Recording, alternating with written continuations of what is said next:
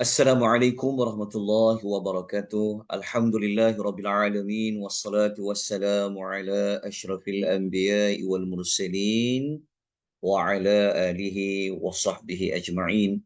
Allahumma salli wa sallim ala nabiyyina Muhammad wa ala alihi wa sahbihi wa man tabi'ahum bi isanin ila yaumiddin, amma ba'd.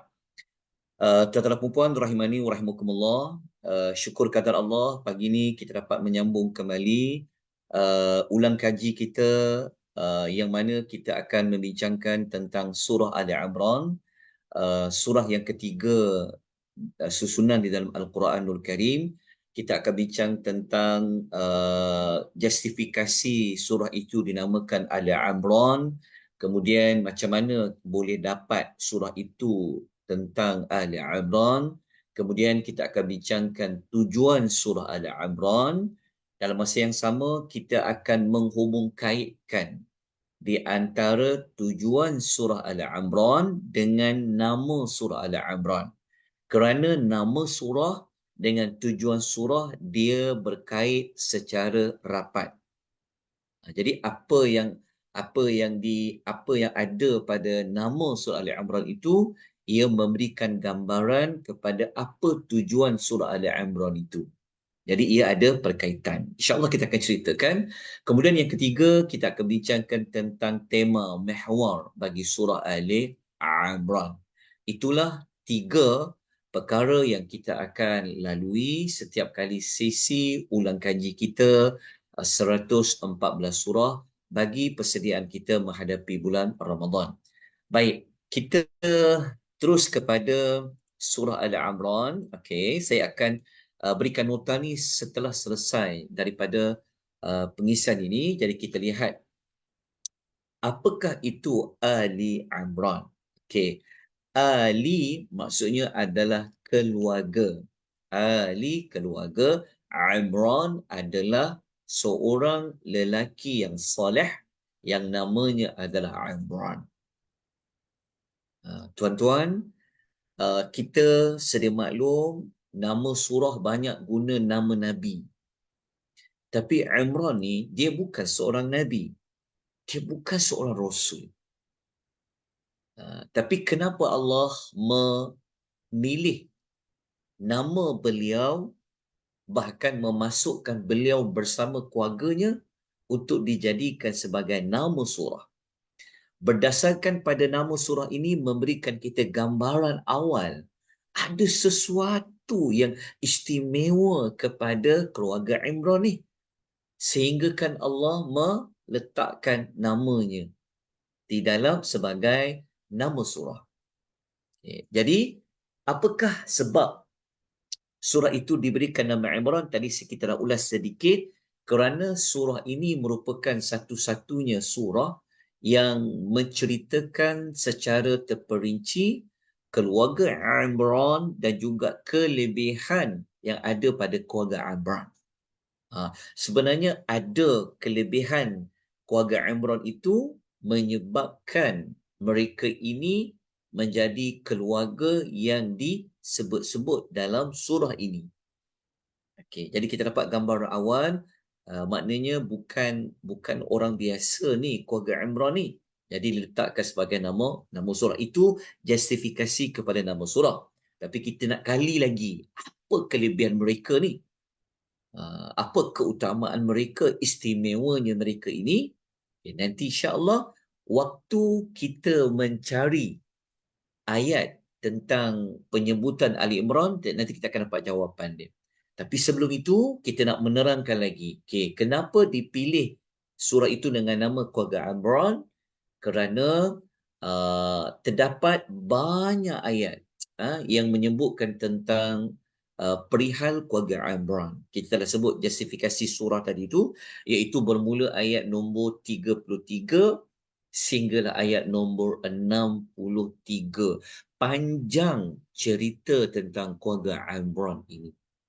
Jadi kita dah dapat maklumat yang awal kenapa ada apa, maksudnya kenapa keluarga Imran itu dipilih sebagai nama surah. Kita telah sebutkan tadi kerana surah ini memperincikan tentang keluarga Imran.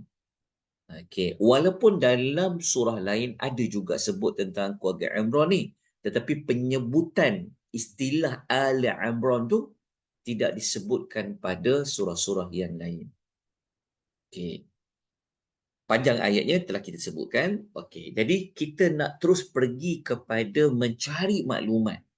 Di manakah ayat dalam surah Al-Imran yang ada menyebutkan tentang Ali Imran? Maka kita kena pergi kepada ayat nombor 33 terlebih dahulu. Kalau nak bincang ayat tentang keluarga Imran, cerita mereka panjang, 33 sampai 63. Tapi kerana kita hanya membincangkan tentang penamaan surah itu, hikmah daripada nama surah itu, maka kita tidaklah akan memperincikan kesemua ayat. Namun begitu, dalam nota ini, saya telah letakkanlah ayat-ayat tersebut untuk rujukan tuan-tuan dan puan-puan. Okay. Kita buka ayat nombor 33, baru kita menemukan perkataan Ali Imran. Okey. Tuan-tuan, pada ayat yang ada penyebutan nama surah tu, Ali Imran tu sebenarnya ayat itu tuan-tuan kena faham betul-betul. Maksudnya setiap kali tuan-tuan nak mencari maklumat tentang nama surah, ayat yang berkaitan tu kena dipahami elok-elok kerana pada ayat itu selalunya memberikan gambaran awal kepada kita surah itu nak sebut tentang apa. Sebab itu besar nilainya belajar nama surah. Okey, jadi kalau kita baca ayat 33, Allah mengatakan a'udzubillahi minasyaitonirrajim, innallaha hastafa adama. Sesungguhnya Allah telah memilih. Tengok perkataan ini ya, dia punya keyword dia dekat perkataan ini. Nampak tak perkataan istafa? Istafa tu maksudnya apa? Macam Mustafa kan? Maksudnya Allah telah memilih. Telah memilih. Allah telah memilih siapa? Adam. Nabi Allah Adam. Ni kita faham Adam seorang Nabi. Allah memilih siapa? Nuh. Nuh kita faham dia adalah seorang Nabi. Lepas tu wa ala Ibrahim, keluarga Ibrahim. Kalau keluarga Ibrahim, kita semua sedia maklum kemuliaan mereka.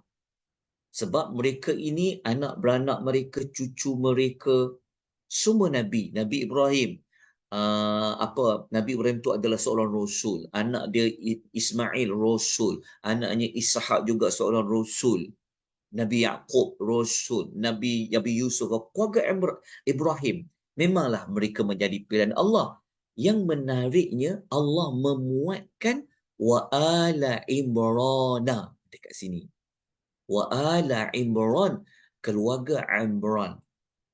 Okey, cuba tuan-tuan melihat perbandingan dia. Tengok ya. Kalau Adam, kita tahu Nabi memang mulia, darjat mulia.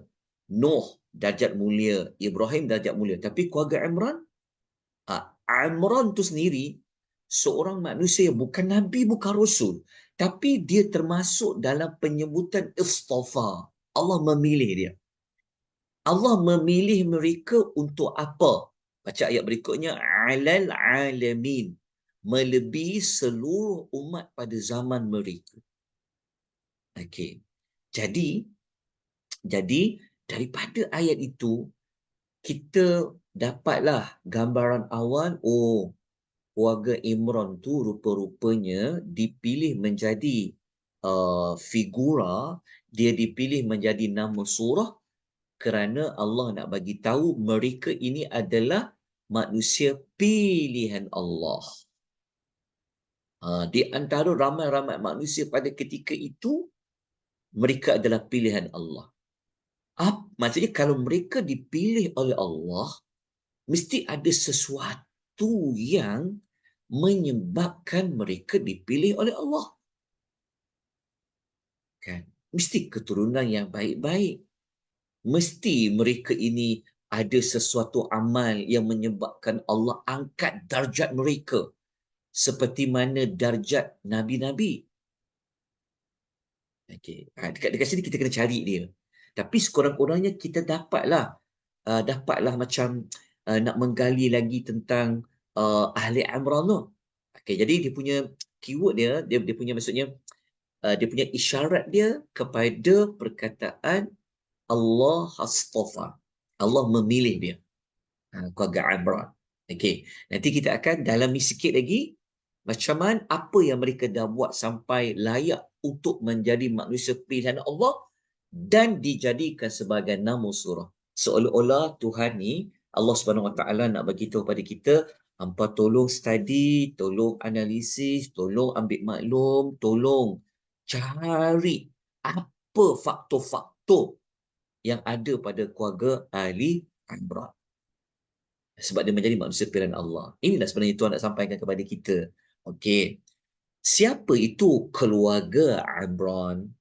Jadi kalau kita dalami lagi keluarga Imran tu siapa? Okey.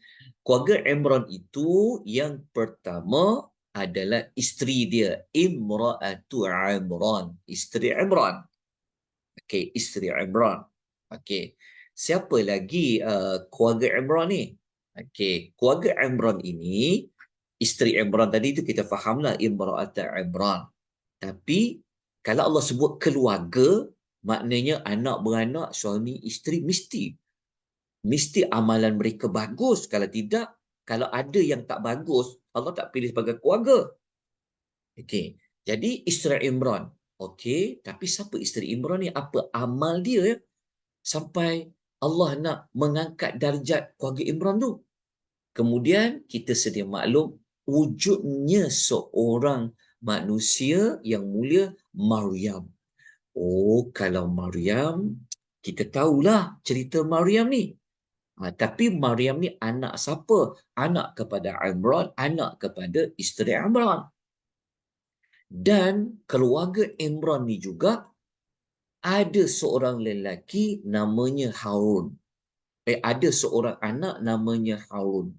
Jadi Harun ini bukan Harun Nabi Musa ya. Harun ini adalah Harun yang lain. Siapa yang ada mengikuti kelas hari Isnin, fakta tentang Nabi Allah Isa, kita telah jelaskan Harun itu siapa. Harun ini adalah seorang manusia biasa. Dia bukan Nabi Harun yang keluarga Nabi Musa tu. Tapi Harun ini adalah adik-beradik kepada Maryam. Tetapi Allah tidak menjelaskan kepada kita sampai ke hari ini apa kelebihan Harun. Okey. Nombor 6, Nabi Allah Isa alaihi salatu wassalam. Oh, Nabi Isa, kita tahulah cerita dia. Okey. Yang nombor 4 ni saya tak nak panjangkan kerana kita tidak mengetahui, tak ada sumber yang boleh mengatakan Maryam ni ada kakak. Kakak dia tu kahwin dengan Zakaria tu orang kata. Wallahu ta'ala alam. Yang tu saya tak nak panjangkan sebab tidak ada dalil yang boleh menyokong kepada maklumat itu.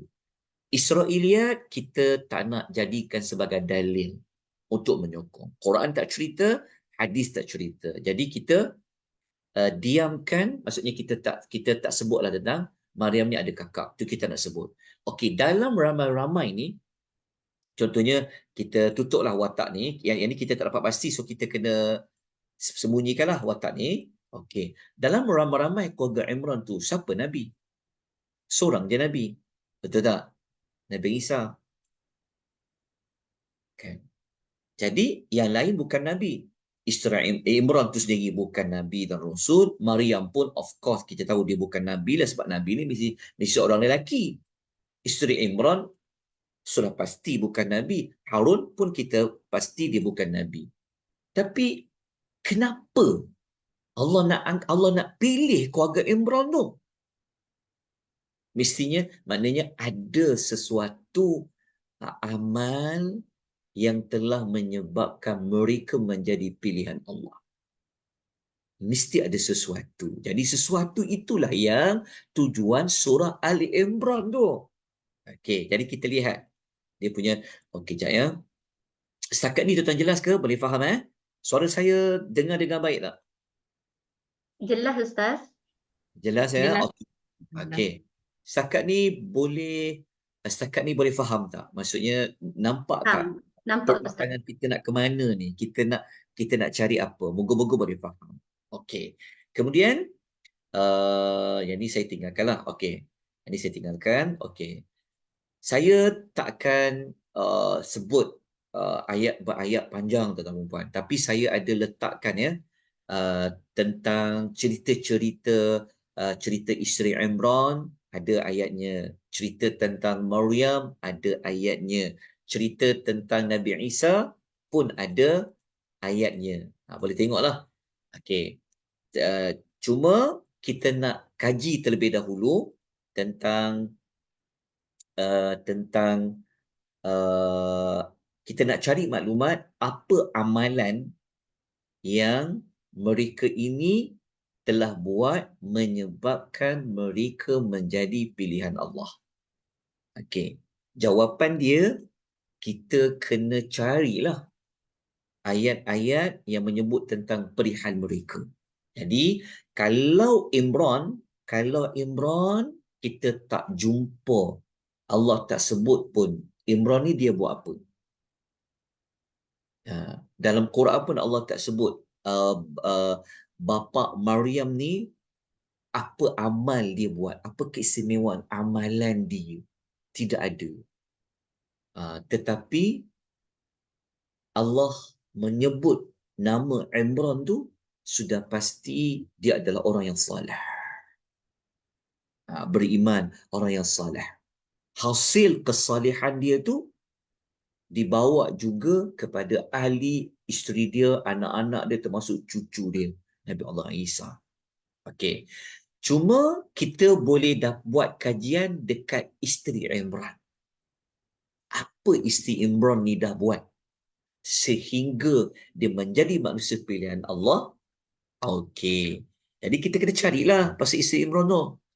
Jadi isteri Imran ni, kita dapat maklumat dia sebenarnya pernah apa?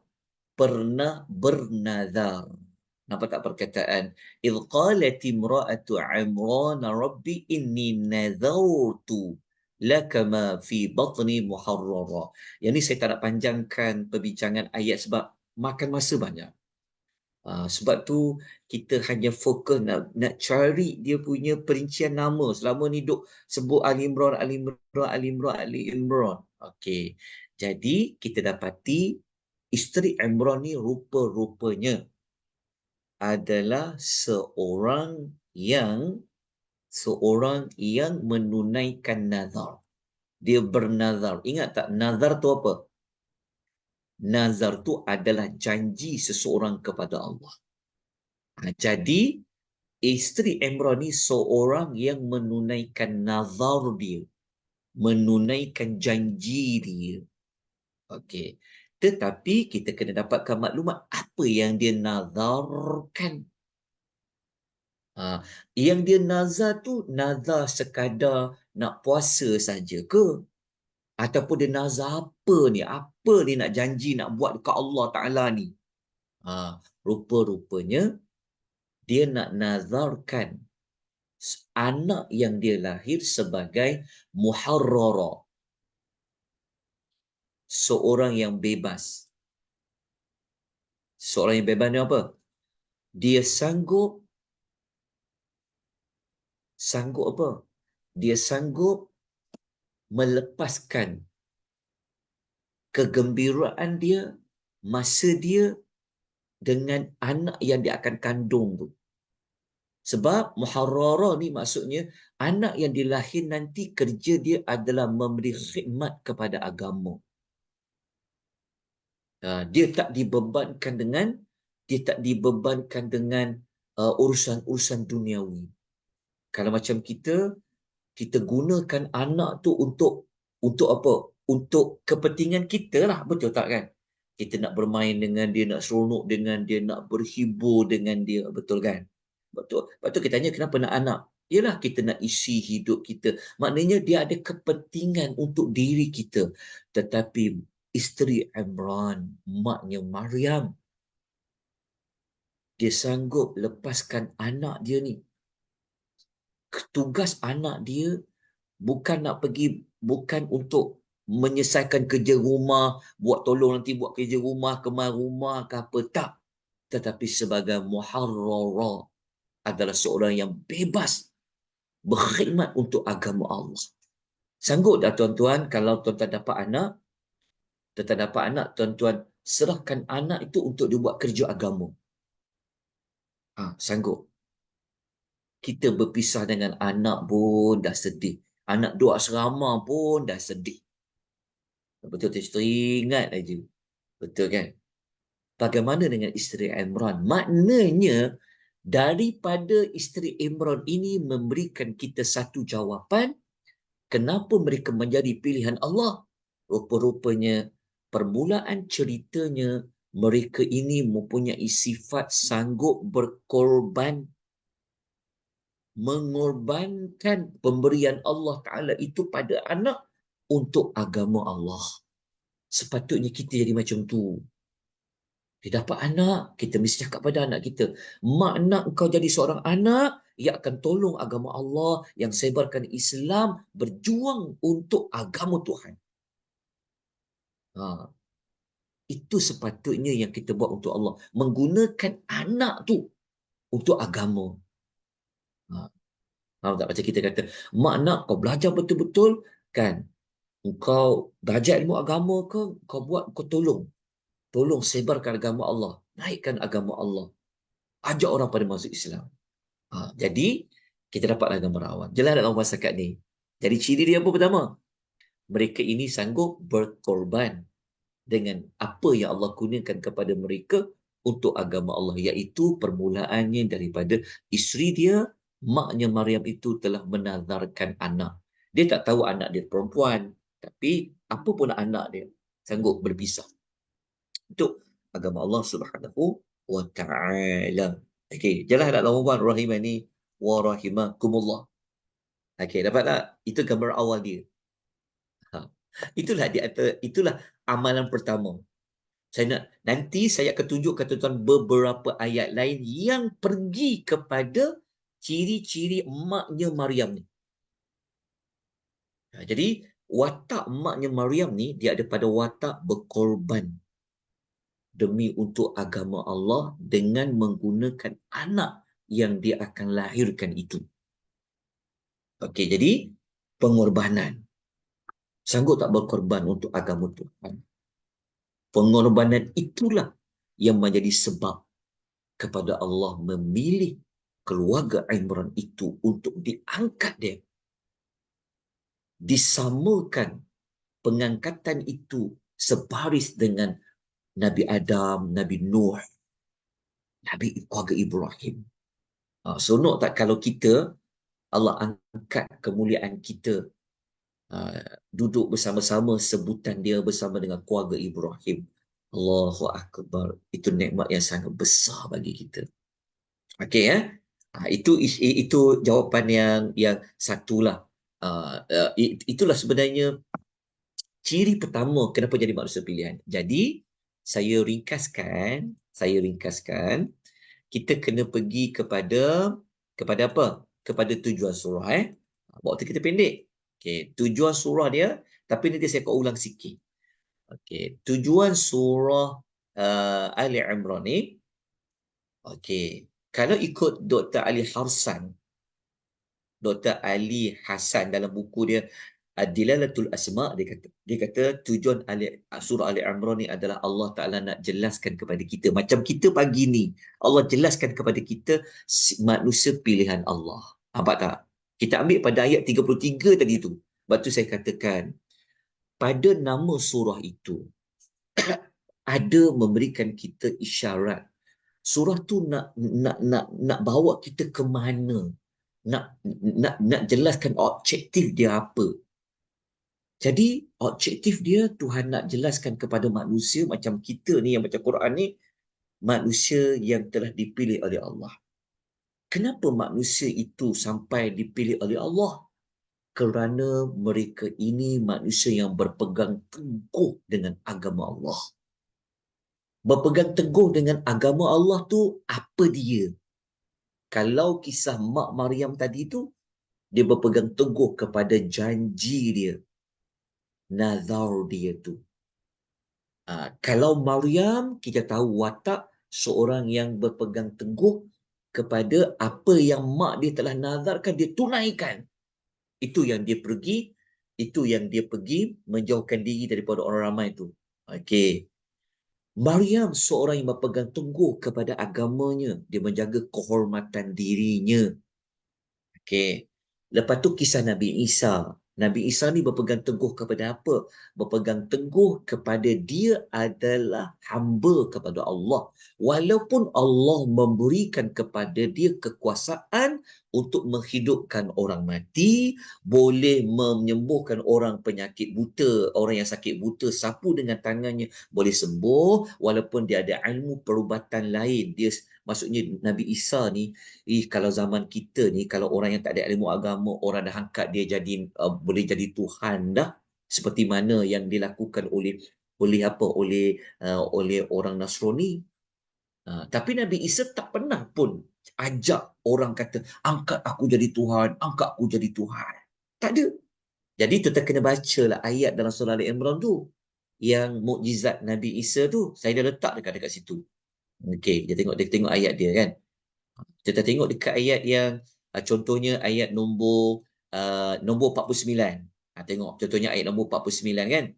Surah Al-Imran ni dia bawa beberapa banyak mukjizat. Tapi setiap kali dia cerita, tuan-tuan, kalau zaman sekarang ni orang boleh jual agama tu. Bayangkan kalau ada orang dapat kuasa, dia boleh hidupkan orang mati, boleh buat burung. Dah kaya lah orang tu. Orang kita zaman sekarang ni mudah terpedaya. Jual air jampi pun dah sanggup dah. Tengok. Ish, agama ni mudah saja nak ditunggangi dia. Tapi Nabi Isa dia cakap apa? Dia kata, semua itu dengan izin Allah. Nampak tak dia sebut? Dengan izin Allah. Dia berpegang teguh kepada akidah, keimanan dia tentang ketuhanan tu. Lepas tu, kita baca lagi ayat lain. Okey, pendek saja. Kita baca ayat lain.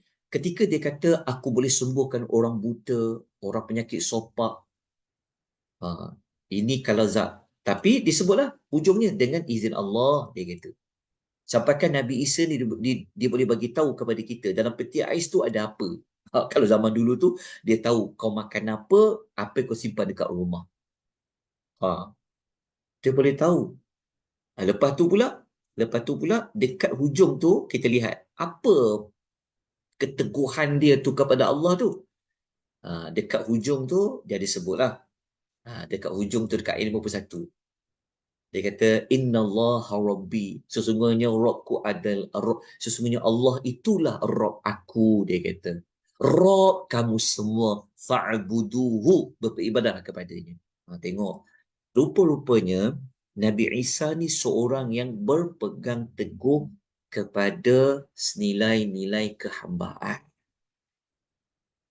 Dia tak ada pun nak angkat diri dia ada kuasa Tuhan ke dan sebagainya. Maka nilai-nilai inilah yang merupakan kepada ciri-ciri yang menyebabkan keluarga Imran itu menjadi pilihan Allah.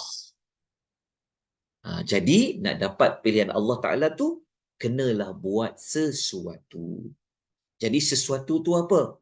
Macam isteri Imran, dia sanggup berkorban semata-mata untuk agama Allah. Lepas tu ada beberapa ciri saya akan sebutlah. Okey, tuan-tuan, kalau nak dapatkan lagi maklumat tentang keluarga Imran yang berpegang teguh, maksudnya kalau kita nak dapatkan lagi maklumat tentang tujuan surah tu, tengok tujuan surah, kembali pada tujuan surah tadi. Kat mana hujung kejap ya. Kita tujuan surah ni. Dia punya trigger dia Dekat ni mudah je. Pegang kepada istilah dia manusia pilihan Allah, dia punya trigger dia. Tapi manusia pilihan Allah Ta'ala tu bukan dia tak buat apa-apa. Dia ada buat sesuatu. Apa yang dia buat, ambil juga pada berpegang teguh kepada agama. Dia punya maksudnya, dia punya trigger dia manusia pilihan Allah. Okay, tapi kenapa dia sampai boleh dipilih? Kerana dia berpegang teguh kepada agama. Pegang teguh kepada agama tu telah kita sebutkan tadi tu. Okey, saya nak tunjukkan tuan-tuan dalam surah Ali Imran ni ada Allah menyebutkan tentang keteguhan. Iltizam dengan syariat, iltizam dengan agama tu. Okay, kita tengok dekat maklumat ini. Ya, saya. Okey. Jadi saya akan pergi kepada tema. Okey. Kalau tuan-tuan tengok dekat pembukaan surah Ali Imran kan, ayat nombor 8, ada doa apa? Ada doa tetapkan hati. Tengok, tetapkan hati doa apa? Rabbana la tuzigh qulubana ba'da idh hadaitana. Jadi dekat ayat 8 Ali Imran dah bagi kita gambaran awal juga ni. Kenapa Allah letakkan doa supaya hati ni jangan kau pesongkan? Kenapa doa ini duduk dalam surah Ali Imran? Inilah misi yang kita nak, yang Tuhan nak bagi tahu pada kita. Jadi, kalau nak jadi manusia pilihan Allah, macam keluarga Imran itu, maka mesti ada mempunyai nilai berpegang teguh kepada agama Allah. Pegang teguh pada janji-janji dengan Allah. Berpegang teguh kepada syariat Allah. Yang paling penting, berpegang teguh kepada nilai kehambaan tu. Okey.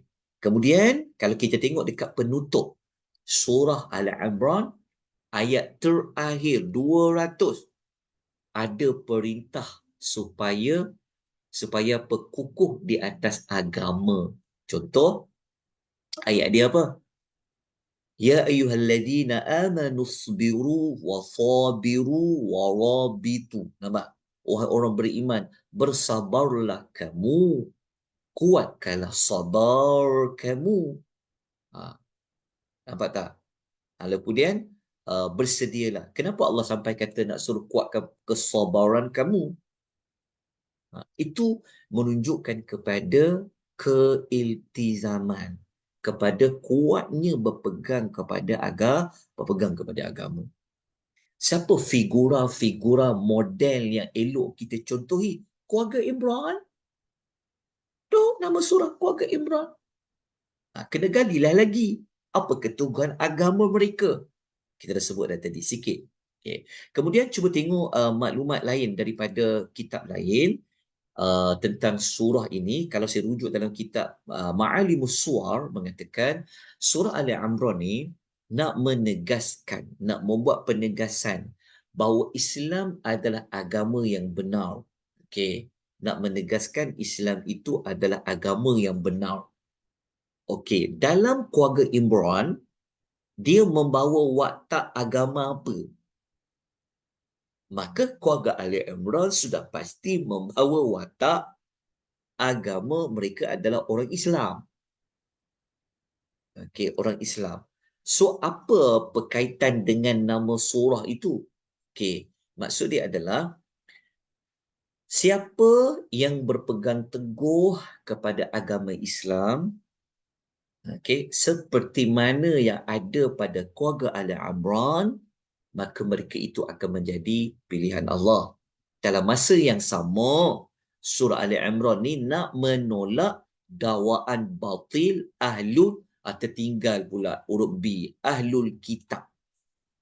Sebab apa? Sebab kita semua tahu ada ahlul kitab yang telah tersalah menganggap kelebihan yang ada pada keluarga Ali Imran. Betul tak?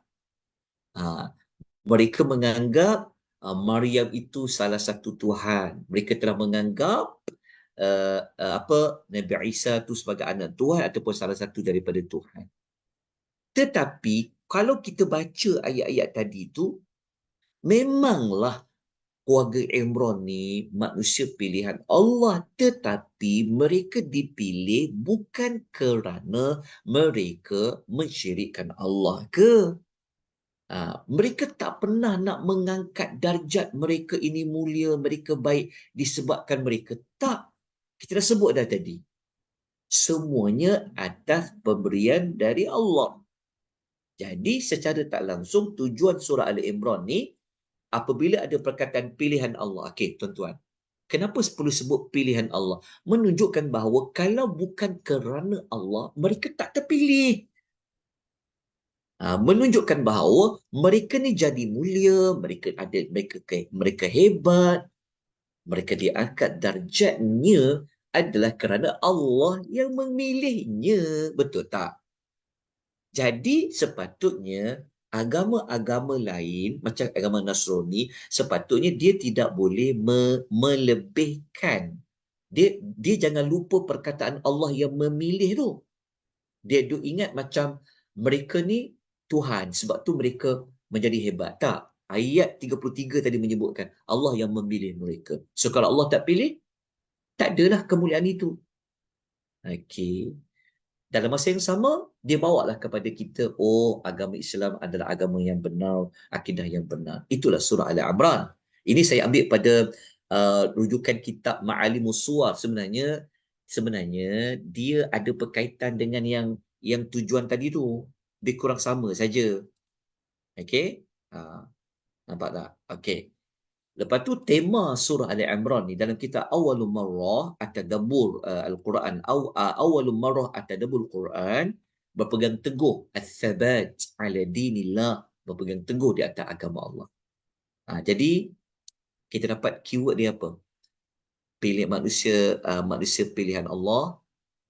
Tapi kenapa mereka dipilih? Mereka berpegang teguh pada agama Allah. Okey. Jelas ya? Okey, jadi secara tak langsung surah ini membimbing kepada kita bahawasanya berpegang teguhlah kepada keimanan yang dianuti oleh keluarga Al-Imran tadi itu. Okey, tuan-tuan, saya nak tambah sedikit beberapa maklumat lain. Okey, kita dah habis dah surah Al-Imran ni. Okey, setakat ni jelas tak? Tujuan surah Al-Imran ni 200 ayat. Kita dapat fast track kan? Kita dapat ekstrak maklumat tu. Walaupun tak keseluruhan lah, sekurang-kurangnya kita ada bekal lah kan. Sebab bulan Ramadan ni tak sempat dah nak tadabbur, betul tak? Kita nak kejar khatam bulan Ramadan, betul tak? Sepatutnya tadabbur tu dah dilakukan sebelum Ramadan. Jadi masuk Ramadan ni pulun untuk baca ayat banyak. Tapi dengan ilmu yang sedikit yang kita dapat ni, sekurang-kurangnya selepas tamat surah Al-Baqarah, kita nak masuk surah Ali Imran, kita berhenti sekejap sebelum kita baca Bismillahirrahmanirrahim tu, kita study dulu surah Ali Imran. Okey, tengok balik nota nama surah, tengok balik tujuan surah, tengok balik tema surah.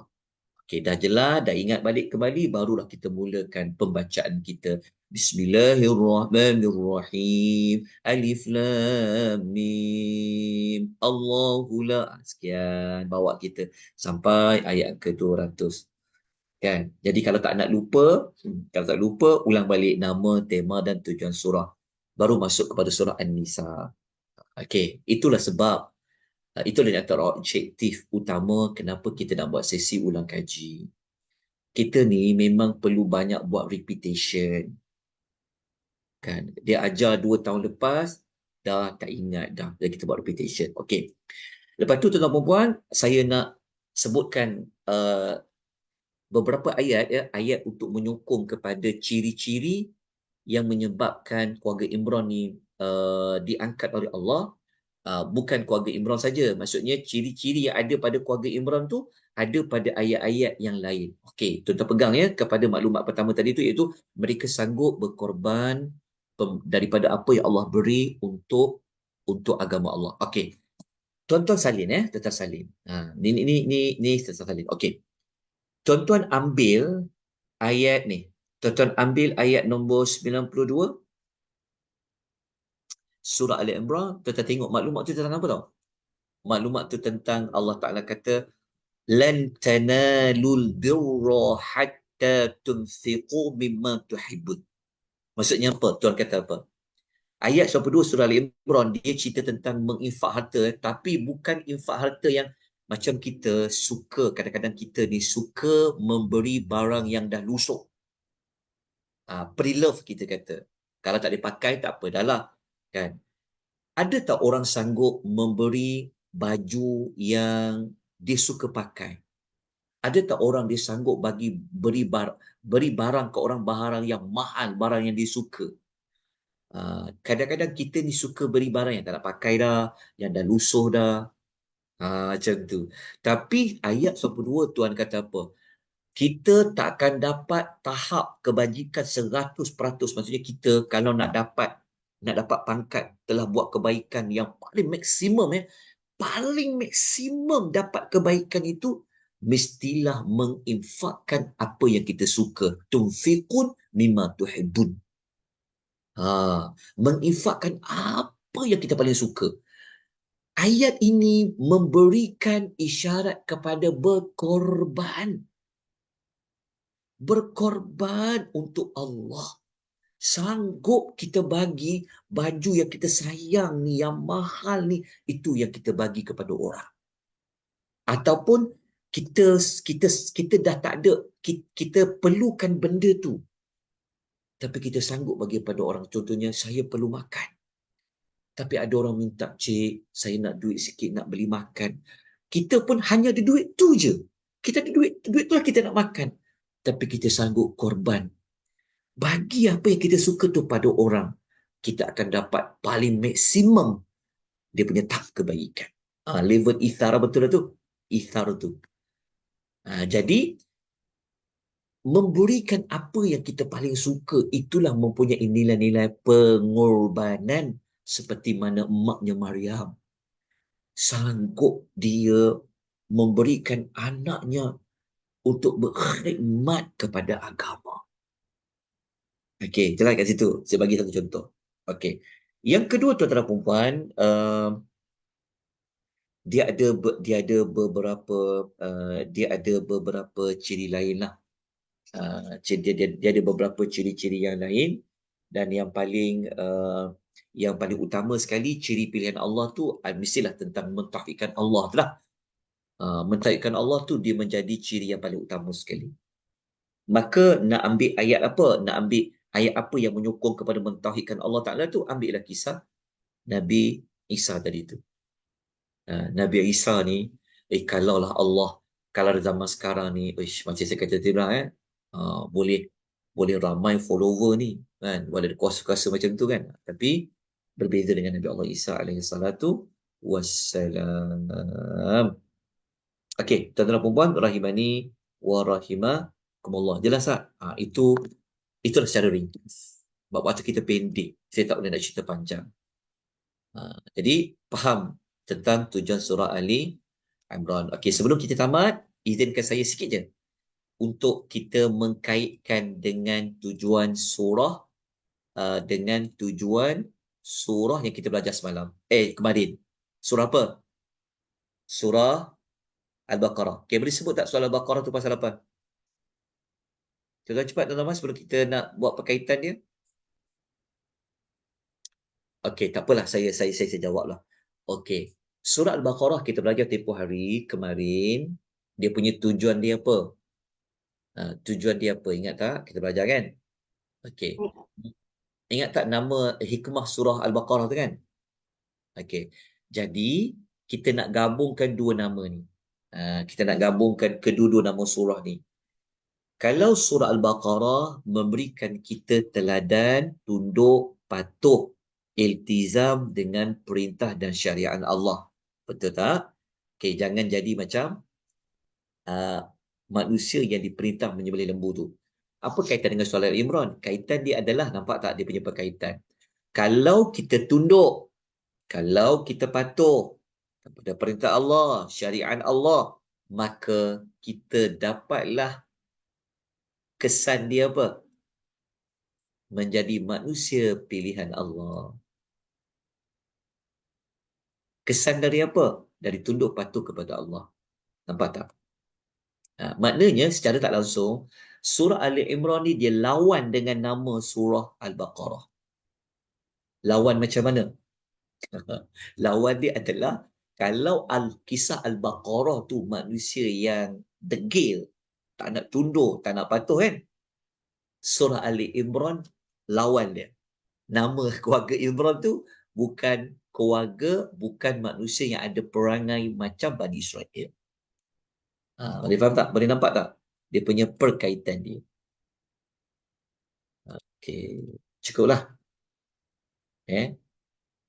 Kalau kita buat Al-Baqarah, Bani Israel yang degil, yang tak tunduk. Ali Imran, keluarga yang tunduk dan patuh. Jadi kalau tunduk dan patuh ni, jadilah manusia yang istafa, dipilih oleh Allah SWT. Baik tuan-tuan, kadang kadar tu sebab kita akan ada satu kelas pukul 9, jadi kita kena berhenti dengan kadar ni. Esok insyaAllah kita sambung pula surah wanita. Kenapa pula dengan wanita ni? Ada kaitan dengan wanita dekat keluarga Ali Imran tu ke? Nak tahu jawapannya?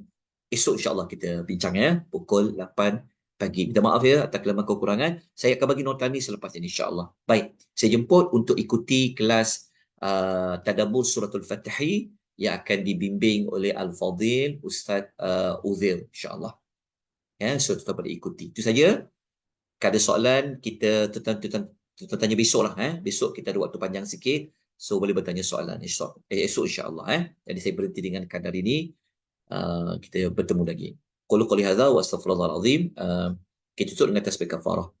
Subhanakallahumma wa bihamdika asyhadu an la ilaha illa anta astaghfiruka